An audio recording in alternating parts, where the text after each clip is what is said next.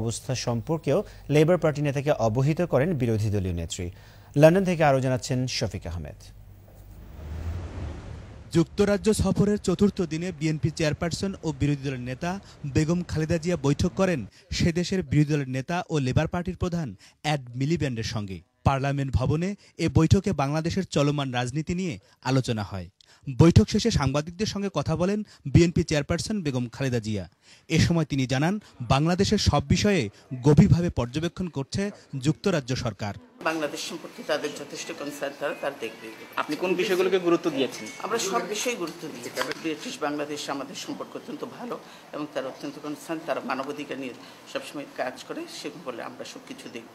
বৈঠকের বিষয়ে যুক্তরাজ্যের বিরোধী দলের উপনেতা হ্যারিয়েট হ্যারম্যান সাংবাদিকদের জানান, দুদেশের বিরোধী দলের নেতার মধ্যে আলোচনার বিষয়গুলো তারা অবগত আছেন। Leader of the opposition here and wish her very well for the future and admire an awful lot of what she's done, and also to take the opportunity of saying how proud we are of Roshanara Ali, who's a very important member of Parliament and very much a person who makes us very proud that she's a member of the Labour Party, and she gives such a good reflection on the whole of the Bangladeshi community in the UK. বাংলাদেশের বিরোধী দলের নেতা ও BNP chairperson Begum Khaleda Zia এবং যুক্তরাজ্যের বিরোধী দলের নেতা ও labour পার্টির প্রধান এড মিলিব্যান্ডের সাথে বৈঠকে রাজনৈতিক আলোচনার পাশাপাশি তারা উভয়ে একমত হলেন, বাংলাদেশের মানবাধিকার পরিস্থিতি আন্তর্জাতিক মানে উন্নীত করতে একসঙ্গে কাজ করার বিকল্প নেই। শফিক আহমেদ, বৈশাখী নিউজ, লন্ডন।